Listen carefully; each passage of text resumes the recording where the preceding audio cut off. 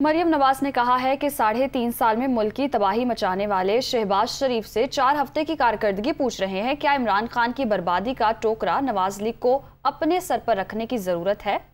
ऐसी हुकूमत को तो खैर बात कहना बेहतर है। नवाज शरीफ अगर अवाम की खातिर हुकूमत छोड़ते हैं तो क्या अवाम उन्हें 2/3 अक्सरियत दिलवाएंगे?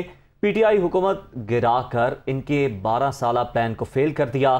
वो सरगोदा में जलसे से खिताब कर रही थी। 3.5 साल के अंदर मईशत तबाह हो गई। वही ढीठ आदमी कहता है 4 हफ्ते में शहबाज शरीफ ने क्या कर दिया।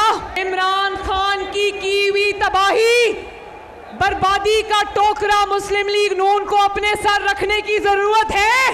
हुकूमत में रहना चाहिए या हुकूमत छोड़ देनी चाहिए। रोज लोगों पर महंगाई का तूफान टूटे, महंगाई की क़यामत टूटे, इससे इस हुकूमत को खैराबाद कहना बेहतर है। खैराबाद कह दो और अवाम के मैदान में आ जाओ और मुकाबला कर लो। नवाज शरीफ अगर आपकी खातिर हुकूमत छोड़ता है तो फिर आइंदा 5 साल उसको मुल्क को दुरुस्त करने के लिए 2/3 मेजॉरिटी दोगे।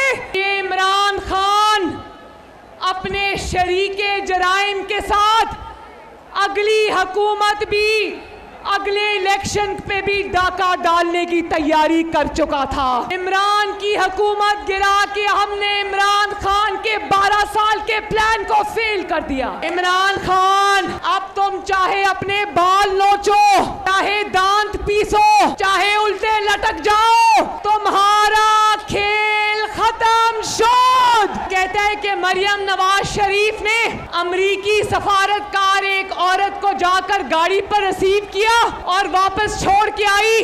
कहते हैं मरियम का बस चलता तो जमीन पर लेट जाती। इमरान खान तुमने पाकिस्तान की हर बेटी को गाली दी है। इमरान खान एक फितने का नाम है। जब तक इमरान खान जैसा फितना पाकिस्तान में मौजूद है, मैं अपने खून से लिख के देती हूँ, पाकिस्तान कभी तरक्की नहीं कर सकता।